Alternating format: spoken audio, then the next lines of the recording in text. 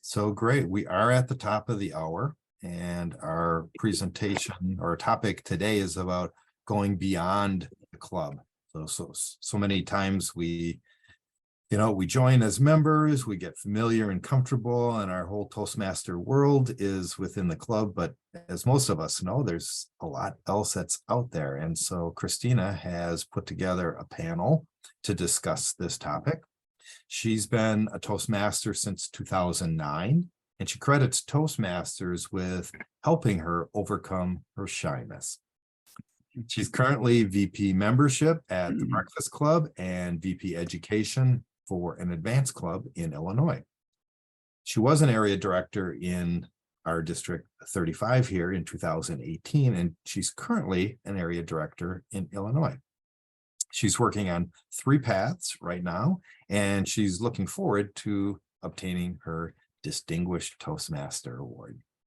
She's a business analyst at a large financial institution. And in her free time, she loves to play with her grandchildren, make crafts, and to travel. Please welcome Christina Evans. Well, thank you so much, Keith. And thanks for asking me to step outside my club to do a presentation like this. And then when I saw that I could actually use it towards one of my paths, I thought, well, this is just going to be perfect. So the way I'm thinking that this will go is that I will introduce my panelists, and then I will go into a little more detail why I picked the topic that we're going to be discussing. Then I will ask questions of our panelists, and as Keith said, I'll reserve the remaining time for anybody else who's listening in if they have questions or they have suggestions as well. So I will introduce my panelists. Unfortunately, Polly Anderson wasn't able to make it today. We have Teresa Flynn. Teresa has been a Toastmaster for about 9 years. She's a member of US Corporate Club. She's participated in various committees. She didn't even give me a long list. I know there's a very long list. Planning conventions, contests, and more. Teresa says, when I lead in Toastmasters, I learn more about new skills and ways to help others. Also on the panel, we have Julie Garish.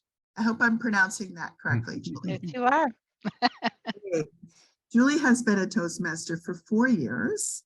She's in the Fiserv Corporate Club, where she has been an employee for 18 years. She's finishing up her year as an area director, and next year will be a division director. Fun fact about Julie, she's a grandma like me, and she has her own home staging and styling business. And she loves creating art from repurposed canvas. Our next panelist is Dan Kybers. Now, Dan, I yanked from the Illinois district to join us on this panel. Dan has been a Toastmaster for 23 years. He started off in Florida, and at that time, he was ushered immediately into being a club officer role. And he's had many, many roles since then. He's currently an area director, and he will be the district director for District 54 starting in July. Dan says, I am grateful to my first mentor, Jerry Osborne, DTM, for gently pushing me outside my comfort zone and getting active outside the club. I believe the more you put into Toastmasters, the more you get out of it. My only regret, he says, is that he didn't discover Toastmasters sooner. Welcome, Dan. Thank you. And last but not least, we have Ed Thielen. Ed actually has been a member for 24 years. He just eked you out there, Dan. He joined in January 1999. He's currently a member of TOSA, Medical Toastmasters, the Breakfast Club, and Oak Creek Toastmasters. Beyond the club, Ed has probably served almost every way possible. He was an area governor, division governor, before they changed the name, district treasurer, multiple times, administration manager, club growth director, program quality director, and district director. In addition, he has chaired numerous committees. Fun fact about Ed, he is a two-time amateur bowlers tour champion. And when he's not busy Toastmastering, you will likely find him watching the Olympics or going to ride the roller coasters. So welcome. The reason that I picked this topic is because when I ran for area director this year, well, I was appointed for area director, but many of the positions on the slate were either empty or were unopposed. Is that the right word? There was nobody running against them. So when you have competition for roles, it's actually healthy for the district, because whoever doesn't win, there's something else for them to do as well, right? So it's a good thing to have some competition when you're running for roles, running for positions. And I saw a lot of empty places, and I'm like, why? Why is it that more people are not stepping into these roles? They could start small by just having a, running a contest or whatever. So those are the kinds of things we'll get into. But then I thought back to my own Toastmaster journey. And the first 2 years I was a Toastmaster, I had no idea what was out there. I didn't know that there were clubs in an area and that there were areas in a division. I had no idea. And yes, the area director would come visit us, but I had no idea who this person was. Were they from Toastmaster International? Were they, I mean, I was that dumb. I was living under a rock. So maybe that's part of the problem. All right. On to our questions. Now, this question, I would like all of our panelists to talk about. So we'll go ahead and start with Teresa. Teresa, what made you or helped you take that first step out of your club back when you did take that first step? What prompted you? Well, the first time I did anything outside my club, I helped at an area contest. And I reached out, it was Kathy Shine's evaluation contest. And I couldn't be a judge because I hadn't been a Toastmaster long enough. And I couldn't do a lot of the things because I had just started recently. Instead, I was the sergeant at arms. So my job was to encourage the participants to come and go at the appropriate time to make sure that the contest stayed on time, but people weren't in the wrong room at the wrong point. And I met all the contestants. I met the people who were functionaries. I met the audience, and I helped Kathy shine. And it was this warm, fuzzy, happy glow that I actually was able to, take part in something bigger than me. And then I take another step and I volunteered for a convention next time. So there's lots of small steps that you can take just to start out. That's true. I mean, just an area contest, so not even straying too far from the club, and then taking on just a minor role. You don't have to do a lot of talking. As the SAA, that was a perfect first step. Now, Dan, you told us a little bit about being pushed into club leadership. How about what was the first thing you did outside the club? Well, being pushed into club leadership was the thing that pushed me into outside the club. I had just joined in May, and I guess either they didn't have elections yet or they had an opening for vice president membership, because they asked me if I wanted to be VPM. And I said, well, wait, slow down. I just joined. Give me a chance to learn this stuff. And I'm sure that Ed's heard it, maybe the rest of you too. Oh, don't worry about it. There's other people that served in that role before you. They can help you. We have a manual for that, and you'll get training. So I said, oh, okay, I'll do that. And he said, great. The vice president of membership is part of the area council, and you have an area council meeting in 2 weeks. You need to be there. And I met the area director, area governor at the time, and she wanted to encourage me to get more active outside the club. And I became the area secretary that year. And she introduced me to the district governor, and she wanted me to get active there. And I said, well, I'm new. Nobody's going to listen to me. I can't be an area director. She says, but you can be a secretary.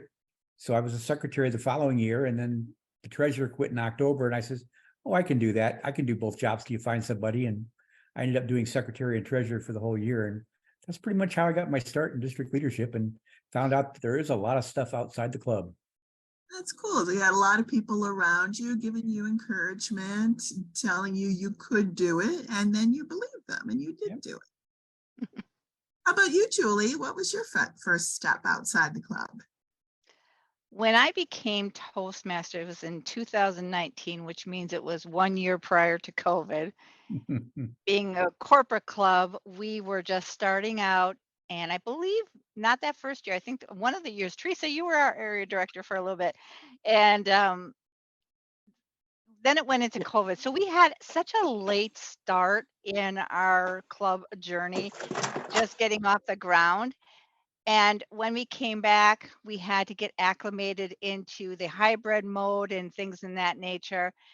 And I really felt that our club was struggling a lot.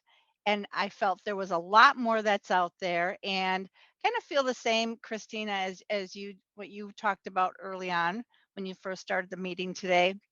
Is I didn't know what was all out there, but I felt there was more that I could be doing for our club. So this last year, being an area director, that was the first time I stepped out and met with, Liz Pollock, who is our area director for our club. And so she kind of took me under her wings a little bit more, and did our first contest and things like that. So just getting acclimated and getting to know the people, and getting to know who you kind of connect with to help you get out of that box of your club. And being that area director this first year really helped me kind of try to restructure our club. So we're kind of moving in a different direction, and I'm kind of excited because bringing a lot more to our club. That was a big first step, an area director, because it's a big commitment, which I think is unusual for a first step to be an area director, like maybe having I thought so too. and you survived to tell about it. Very, very cool. All right, Ed, what was your, can you remember? What was Sure, your I certainly can, and I can give a little different perspective than the answers that were given. My first experience outside the club was actually an area speech contest. So about 6 months after I joined Toastmasters, we were doing the humorous speech contest when we still had 2 conferences, one in the fall and one in the spring. And at first I wasn't even going to participate in the contest, but then I thought, well, that'll be a good challenge. And I didn't win the contest. I didn't expect to win after only being in Toastmasters, 7, 8 months at this point. However, the person that won the contest couldn't advance to the area contest, and we didn't really have an actual contest. We just used the voting for best speaker to kind of determine the placings, and the other person had gone over time and would have been disqualified had we held an official contest. So I got the call to step up and be our club representative at the area contest. By participating in the speech contest as a speech contestant, then it made me aware of not only the people in my club that were going beyond the club, but that there were other people doing the same. I think it attuned me to, oh, there are some functionary roles and a lot of things that go into this contest. I don't know that I want to keep participating in speech contests. Maybe there's something else there for me. And then moving forward, probably another 6 to 7 months is when I first got asked if I wanted to be an officer of the club. And I started at Sergeant at Arms because not knowing my work schedule and with travel in my work schedule, I didn't want to commit to too much at the time. And I said, oh, they pretty much open the meetings and things like that, so I can handle that. But then, of course, you want the officers to be trained, so that exposed me to the officer training, and just a general stream forward is how I moved beyond the club. Yeah, absolutely. Everything, every little step you take outside the club, you see all those other people there. It's like, oh, well, somebody had to be the contest master, and somebody had to be the chief judge, and somebody had to be the judges, and somebody had to be the timers.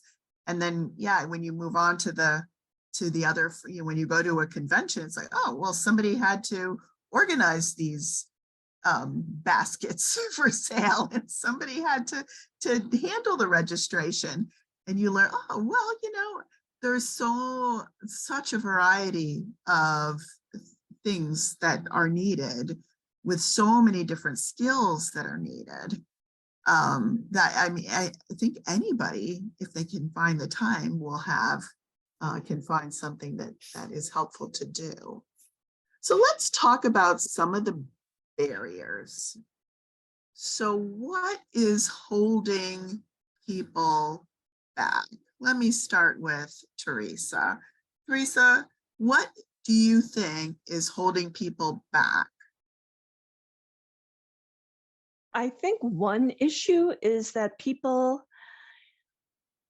think that it's going to take up a lot more time than it will.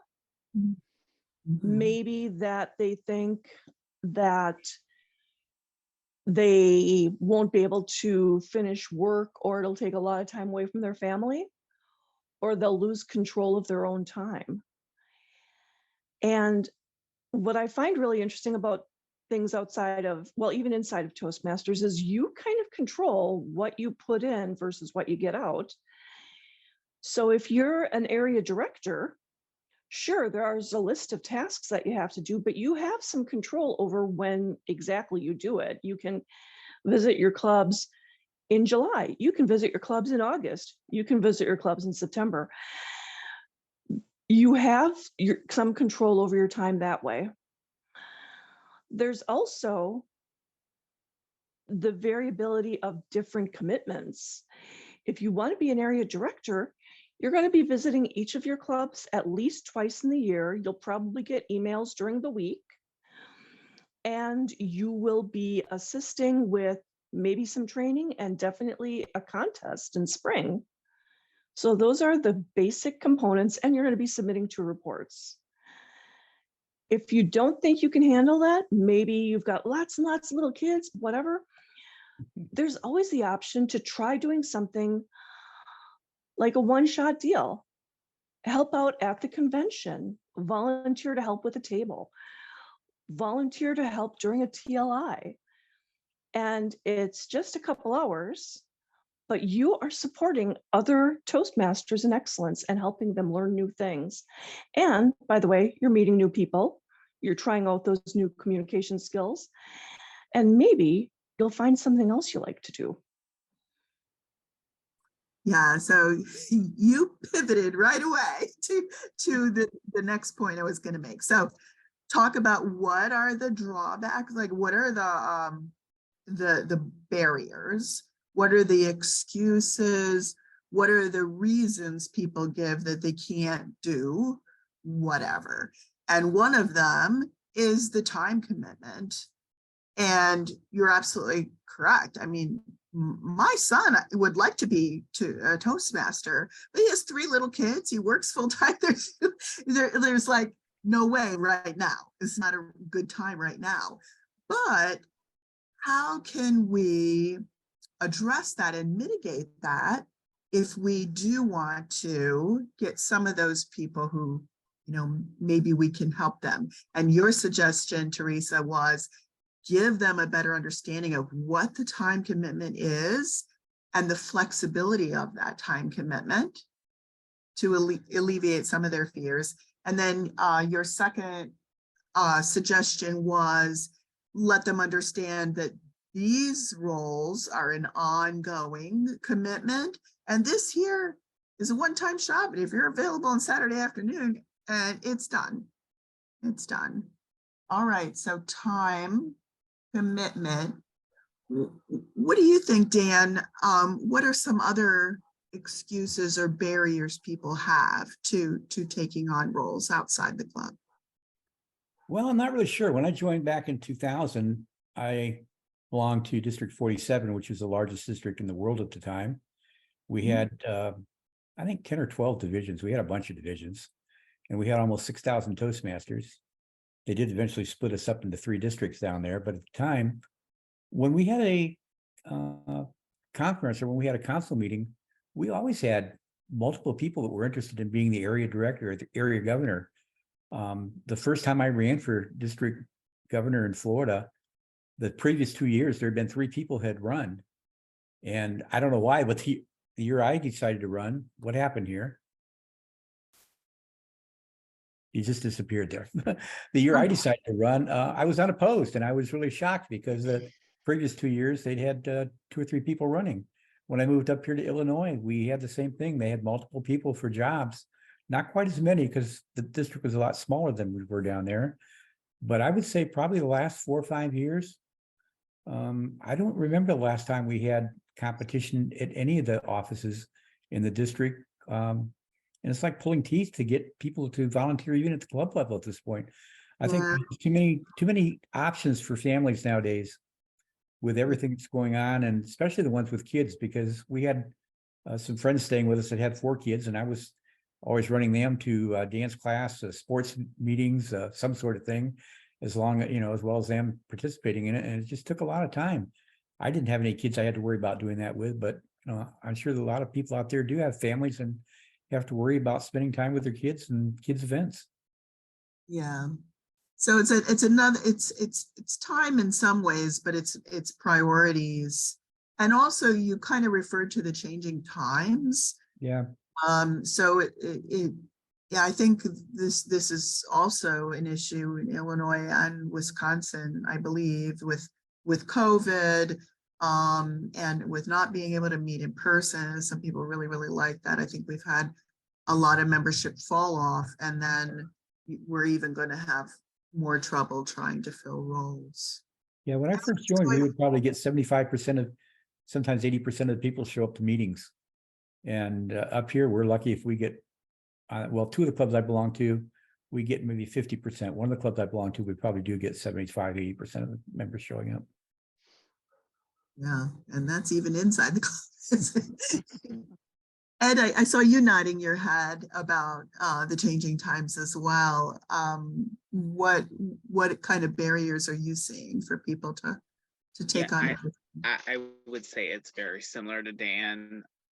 I talked to my coworker who has 3 children, and the oldest 2 daughters are in AAU basketball, so they had to travel to Louisville this weekend. So it's not only, I feel, especially if the children are in sports, there's a lot more organized activities within those sports than perhaps when many of us were children, and that is taking a lot of time. What I would say is the suggestion, and what I especially tried to do when I was in leadership positions, was making sure that I, as the leader, could break things down into simpler tasks, which made sure I had a project plan in place of, okay, these are the things we need to accomplish.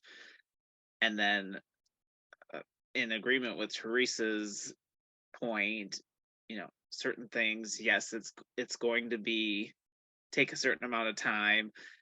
And again, especially for committee roles, I emphasize, okay, this will be heavier during this period, but then you should be able to breathe a little easier, just to make sure that those times were feasible for that individual. I think the one thing that astounds me with Toastmasters is the cycle of when everything happens doesn't change from year to year. We have the conference at the same time, we have the speech contests at the same time, and yet so many people just seem so confounded as to, what do I need to do when. There's in the district leadership handbooks, there's a calendar.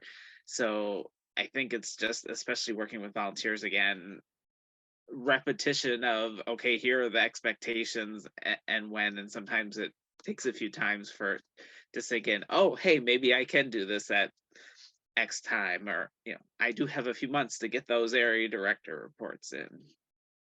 Yeah, so that's a good suggestion you have. If you're leading an effort, you can pare it down to just what's required to do and when it needs to be done. So it's very clear, especially to people who don't have a lot of time. And then matching the right person with the right role or activity. If you know somebody has a little more time, they could take on this. And if somebody has less time, they could do that. So you have some flexibility with trying to match the right person to the right role.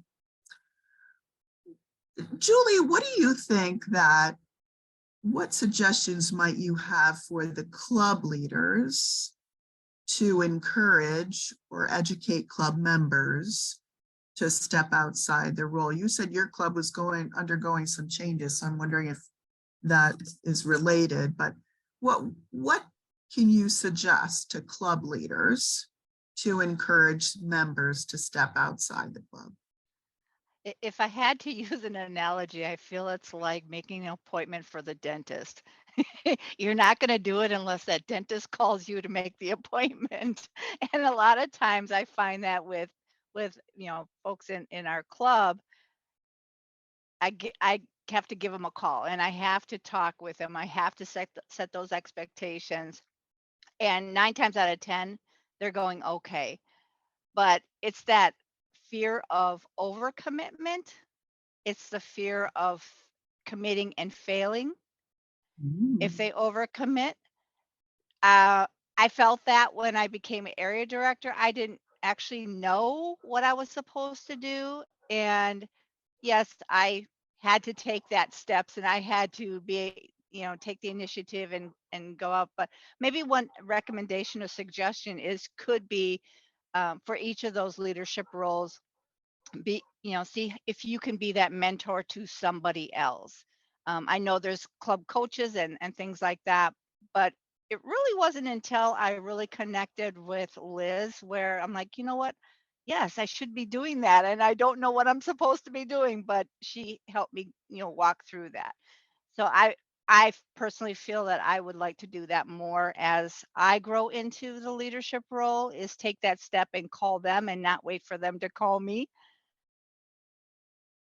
I actually had someone say once that, and I don't remember who it was, that somebody had just simply said, oh, no one ever asked me.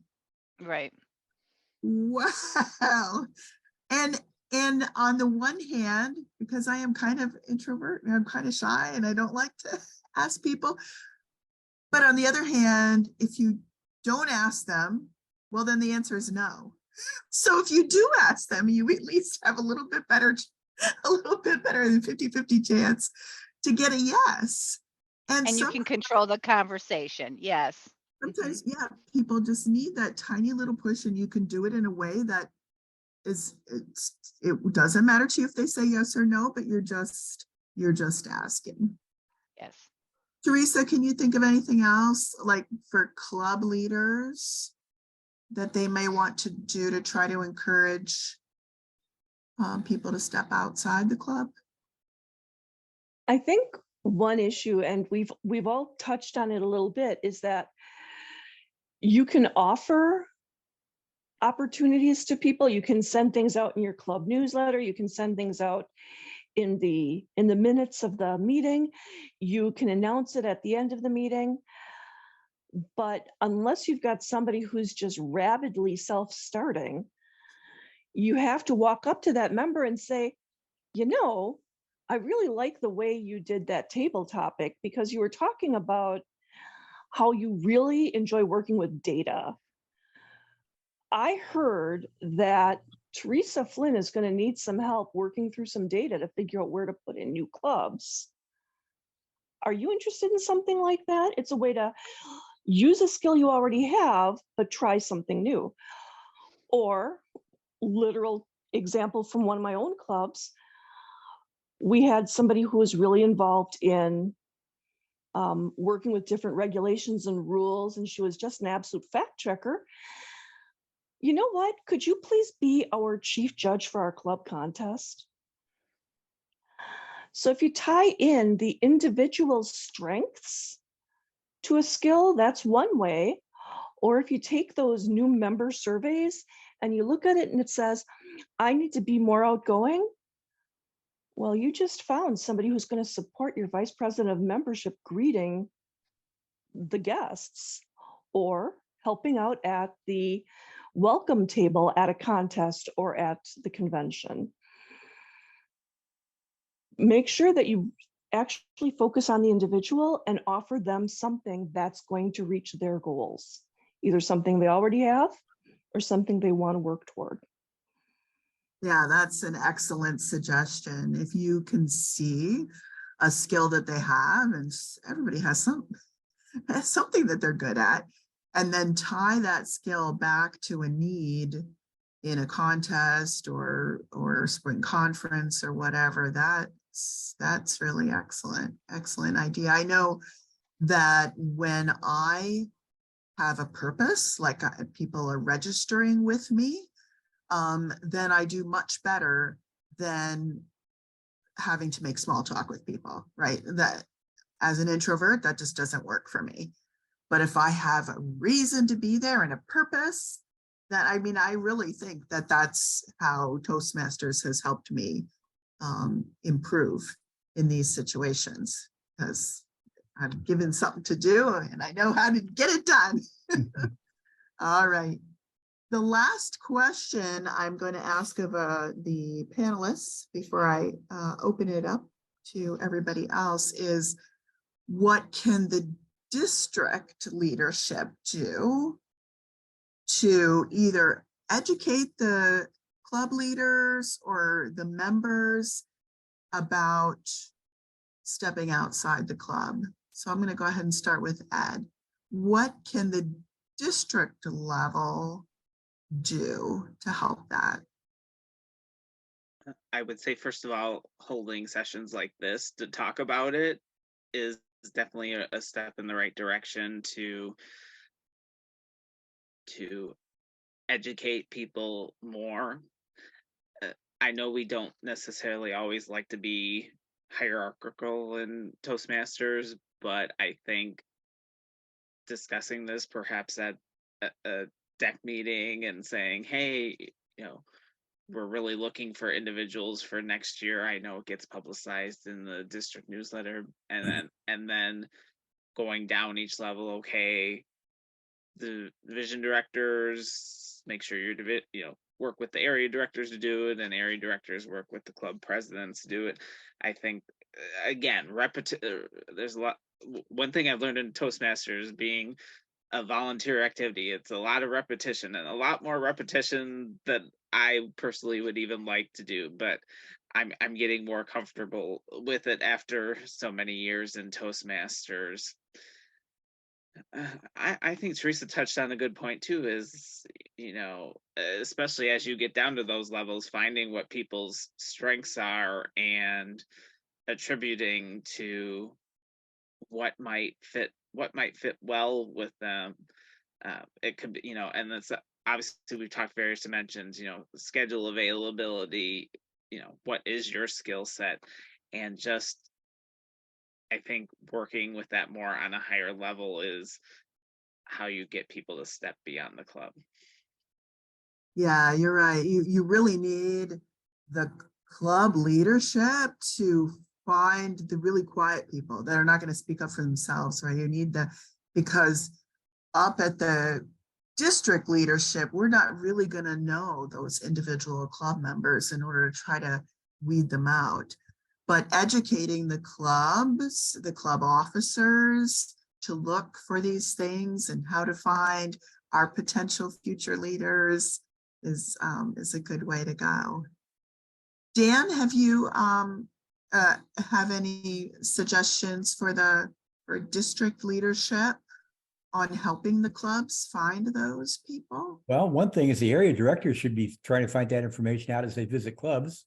But from personal experience visiting clubs, I think I've managed to find one name in the last 2 times I've been an area director that somebody actually wanted to participate at the club level.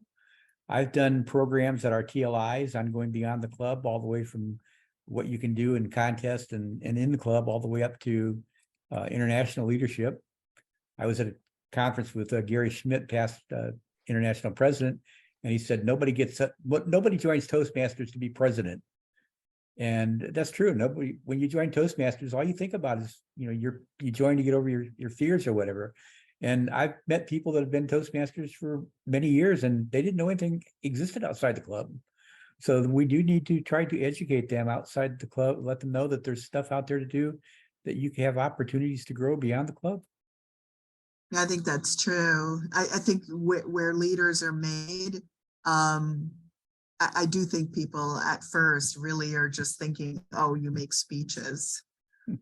But once you start stepping outside the club, wow, I have to organize this event. I have to get people to help. I have to delegate. Oh, well, now you just became a leader. You've just gotten leadership skills. And I think that is a very important fact that we have to make sure everybody knows.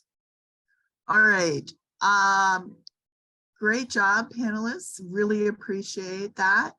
So Keith, what format do you recommend for questions from anyone? Well, it's just open game at this point. Obviously, we've heard a lot from each of the panelists, and so I'd like to encourage the other members that have joined tonight to pose any questions either for you, Christina, or any of the other panelists.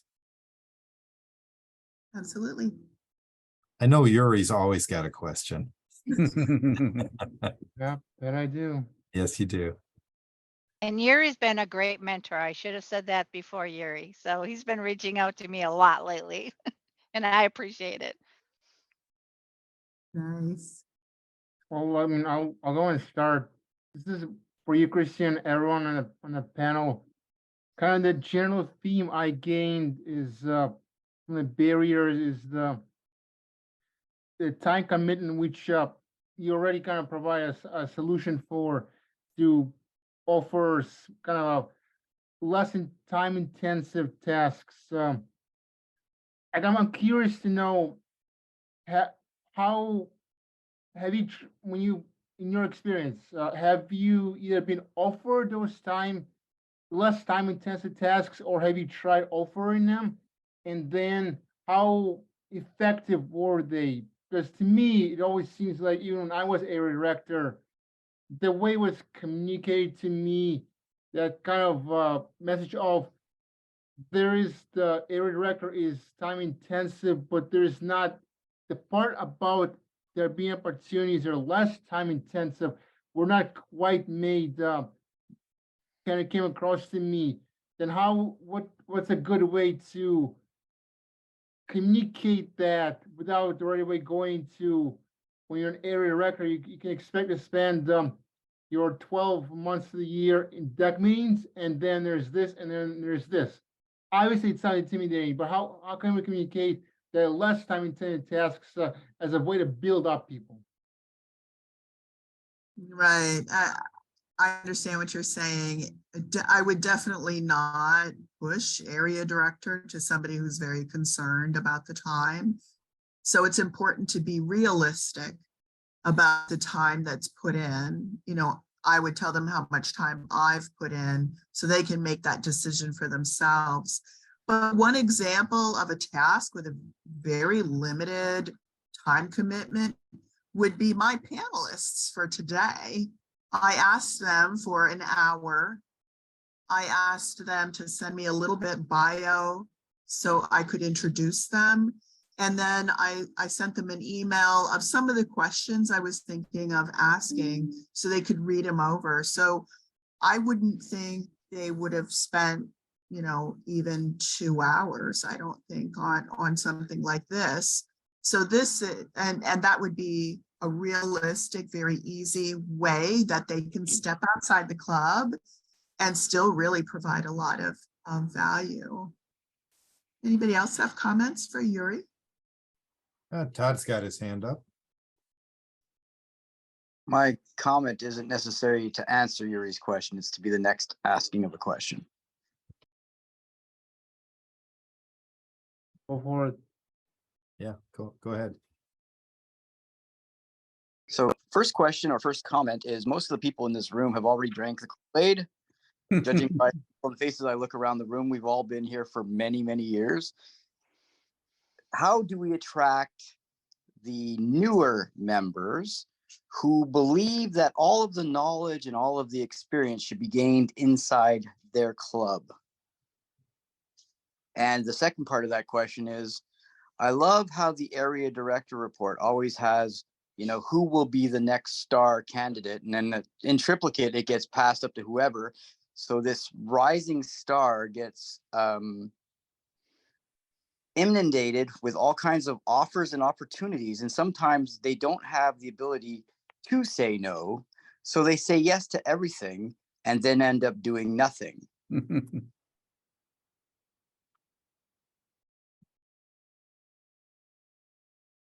I think that goes back to a lot of times is the overcommitment. That gets fearful. So if people recognize that, those are the ones that probably hold back a little bit more. I think maybe when somebody is saying yes to everything, maybe there needs to have a good conversation with somebody in the leadership to say, this is the commitment. Do you think you can commit to this amount of time? When I was asked to be division director, I had some conversation, but I'm not 100% sure of the time commitment, and I'm going to do what I can do and do the best I can.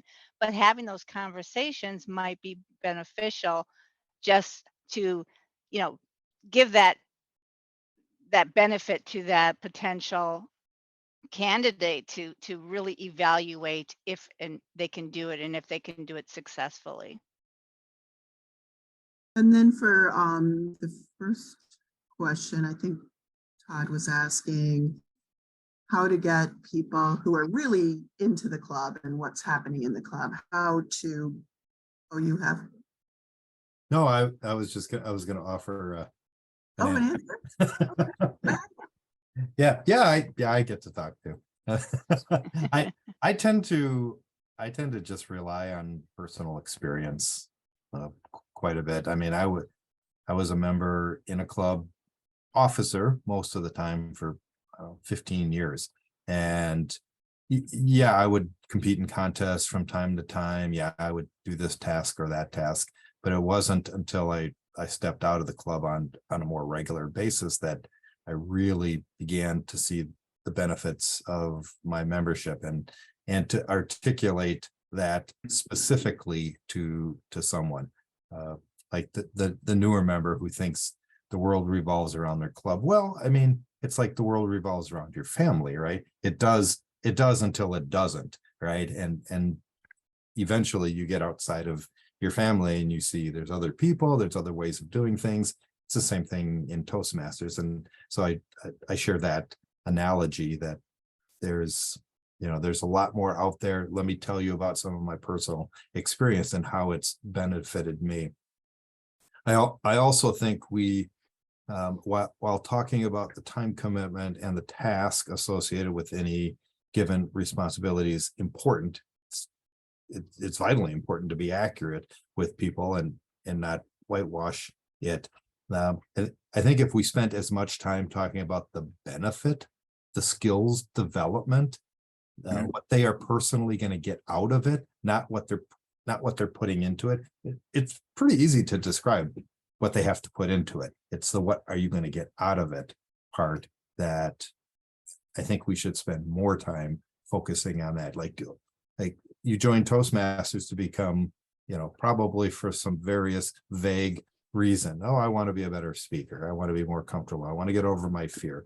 But when you start peeling the onion down, there's probably some more specific things that they're looking to get out of it. And if we can appeal to those, I think we're going to have a lot better chance of success in finding people to take on roles outside of the club. Teresa, did you have your hand up, or it looks like you took it back down? Keith actually iterated that we need to tell what the benefits are. And I think that's really important.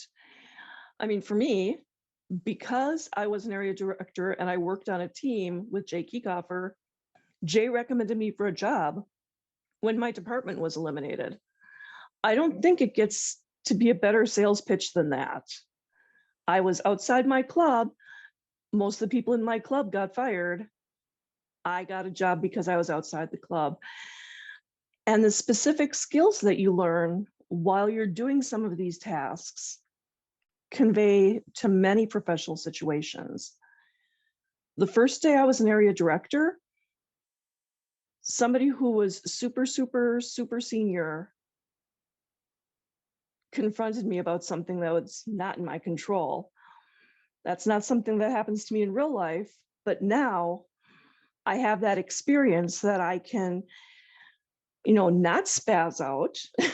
I can deal with things in a more relaxed, mature, professional manner because I've been confronted by it already.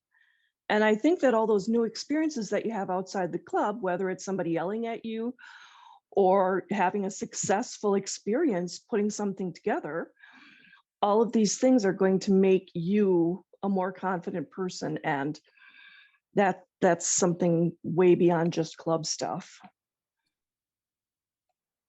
Thank you. Susan? Yes, thank you, Christina. I was thinking as I was listening to everybody talk about how you can promote outside roles within your club.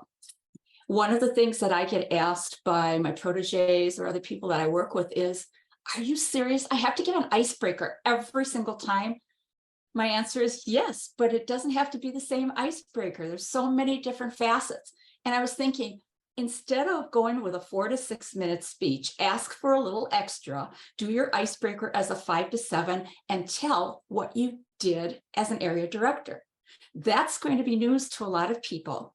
And what did you get out of it? I'm going to use a couple of examples. I like to write. I love to write. So last year as an area director, this year as an area director, I did a newsletter for every one of my clubs once a month. I loved it because I thought, you know what, I'm pulling together all these dates and stuff for myself. It's confusing to me. I'll bet it's confusing to everybody else. So why don't I just put together and share it? And that newsletter got a little bit longer.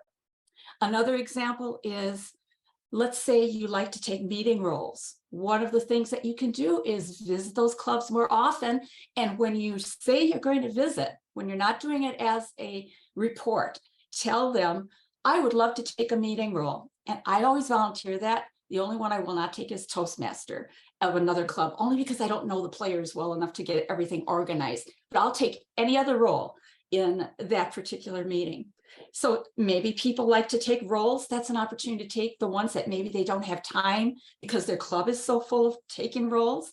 Maybe the thing is they don't have time to give a speech. They can go to the clubs that they support in order to get an evaluation from people they don't know very well and to get themselves introduced into the club.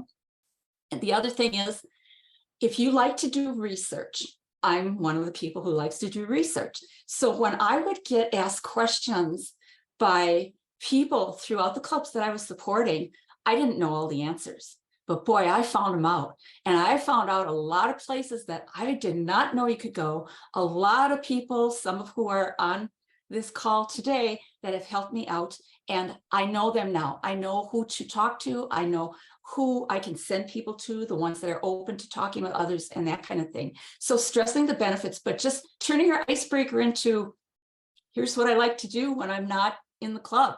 I do this outside. That's my 2 cents. That's a great idea, Susan.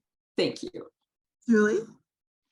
Yes, I just want to add to, I've heard, Susan, I heard you just say this, and Teresa said it, and Keith said it, the word experience, using your experience as examples. And I think that is one of the benefits that truly helped me as an area director, is coming in with no idea, but I had to take that initiative, and I had to get involved, and I had to get involved in the speech contest, so I knew how they ran, so I can explain it better. I got involved with, attending the spring conference, and going to be attending the other, international, so I can explain it.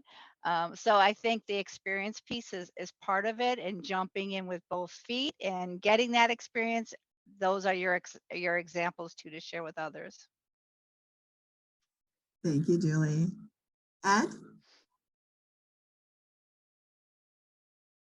Thank you, Christina. The one point I want to make is, especially with us being leaders and being out there, I think the power of your observation skills has to be very important. And you might need to do some tricky things like, hey, let's support our club contestant in the areas, let's go to the area speech contest. So it's like very low buy-in. Okay, I just have to sit there and, cheer on our contestant. And those might be the good opportunities to get more buy-in. Hey, you came to this contest, then they experience it for themselves. Then they can do as Susan said, and give a speech about it. And I think hearing experiences what really engages people, as far as along with what are the benefits to why people do that. As far as I wanted to touch on Yuri's question just a tiny bit too. So at least how I've approached it as a leader, having been, is usually, the district director is asking the deck members, who do you think are good candidates? And usually you get a pretty good list from that, and you follow up with those people. And the district leadership committee chair should work with the district director a little bit just to help collect that information as well. Kind of after that point is when you got to figure out things like, who are your speaker, who do you need, what speakers do you need for TLIs?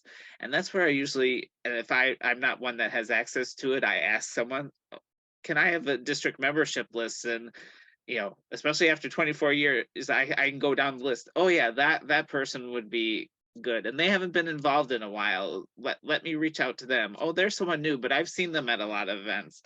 I'll reach out to them and see if they'd be interested. And then, patiently, as Susan said, being that person that'll be out there to, help them sort through it, I think goes a long way to at least remove some of those barriers, especially as Todd asked in his question. All right. Thank you, Ed. Dan? You're on mute, Dan. There it goes. Okay. The last couple of years, we've tried to make a concerted effort to get new people involved more in the club. And we've had a lot of new people that we've been able to get onto the TLIs, either involved in planning them or involved in being presenters. They've been maybe in Toastmasters for a few years, but they haven't presented outside the club. And so we sometimes get them involved with that. We do so with conferences as well, but since we're doing virtual conferences, it's a little harder because we don't have the educational opportunities we had when we were doing in-person conference. We had a lot more educational tracks that we could do. When you're doing virtual, you can only do so many things at a time, and it's a little more limited. But I think getting people even involved in something like a TLI, it takes 3 or 4 months of planning sometimes, depending on how intense you get with it. Sometimes, like the summer TLI coming up, we haven't got everything planned yet, but we're doing the first one in July. They were hoping to do it in June. So it's sometimes a little bit of a struggle to get it done, but we've had real success with the virtual TLIs. And this is the first one we're going back to doing an in-person one this year. I wanted to do it last year as PDQ, but we didn't get to do it. There's too many new people that's joined, and we think that maybe they don't really realize the benefits of going to an in-person event yet. So we're going to have to work on getting them back into in-person slowly. District 35 in Wisconsin, they actually did have their spring conference. It was kind of a hybrid. but they had people at the actual hotel, and so they've gotten back there quicker than we have down in Illinois. Well, unfortunately, we don't have the attendance, and they talked about doing the virtual or doing the hybrid, and I said, no, I don't think we can get the attendance. If people can attend Definitely. on Zoom, I don't think we're going to be able to meet the financial commitments for the hotel. Definitely a lot more expensive that way. Thanks, Dan. Yuri? Yeah, no, we're kind of coming up on time, 5 minutes.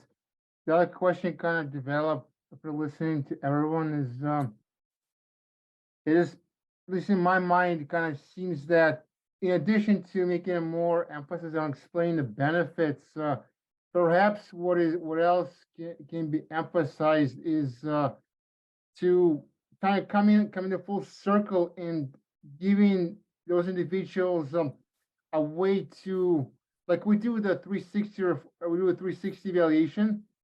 There's probably a way to give them something where they can shut down what they learn and they can keep that with them. Because down the road, whether it's going for I don't know, a job interview or something, they'll need to fall back on something. And in addition to explain the benefits, maybe there's a way to generate something or exist in something to give them an opportunity to shut down what they learned, the challenges they faced, and have them keep it, because that could be used as a reference when being asked questions and whatnot. All right. 4 minutes left. We've got 4 minutes left, probably time for one more topic. Jason? So as a district director-elect, and Dan, you may be experiencing some of this yourself, it is a very interesting journey to try to fill all of the roles that there are at the district level. And as I've been working through the appointments that I have to make for next year, what I think is really key in some of the understanding about what's beyond the club is helping people understand that there's something beyond the club. The more that we can do, those of us that have knowledge of things outside the club, to share our experiences, big and small. And we've talked about small things, as small as commitments of 1 hour like we are tonight, to as big as taking on an area director role or a district administrative role or something like that, helps break the ice, to use the icebreaker term, for when someday somebody else comes and goes, hey, Christina, you were on a list that I got that said you might make a really good area director. I'm the incoming district director. I'd love to have you be part of my team. And it's really helpful when that person has a clue what I'm even talking about. It makes that next step a lot easier. And I think that's a really additional thing to this, because otherwise what happens is we keep going back and ask the same people over and over and over again. And we have a lot of people in our district, and I'm confident down in Illinois, you have as well, that if you ask them, they'll be area director for the 99th time. But that doesn't necessarily build the future of Toastmasters. So the more that we can make people aware of the bigger opportunities that there are, the more people we can get to take those next steps, and the more logical the conversations, when there's many of you on this call, I think someday too potentially could be sitting in the chair that I am and that Dan is right now, trying to plan for the next year. And that conversation may be just that little bit easier because they know just a little bit more, and they've had someone have a conversation with them and saying, I see something in you. That's what got me into district leadership, was somebody saying that. My first experience outside of the club was somebody convinced me to go to a speech contest, like was referenced here. They didn't have a timer, so they said someone willing to be the timer. I said, I know how to be a timer. I guess I can be a timer. And now I'm district director-elect. Not that long later, it feels like. But anyway, my point is the more we can talk about these things, I think the more it makes sense to people that their club is really important, and the most important in many ways thing about Toastmasters. But there's this whole other door that can open up when we start to do things outside the club. All right. Well, good. We are right about at time now. I'd like to thank Christina for pulling this panel together. Nicely done. And also, of course, the panelists, thank you for your time and contribution. Valuable topics. As I mentioned earlier, this is being recorded, so it'll be available on our district website soon for you to share with others. If you thought this was useful information, pass the word along. And then one final comment, our next and last for the Toastmaster year session will be on June 4th. So that's in 2 weeks. And it's going to be Chris Poole presenting on how you can share the skills about impromptu speaking, how you can use that to attract new members to your club. So, oftentimes we practice it amongst ourselves. We understand the value, but to use it as a tool to reach out and build your club, because for a lot of people, that's one of the most fearful things. So we look forward to hearing from Chris in a couple of weeks. All right. Thanks again, everyone. And hopefully we'll see you all in a couple of weeks, if not sooner. Thanks. Thanks to Thanks, my everyone. panelists. Thank Bye. you. Good night.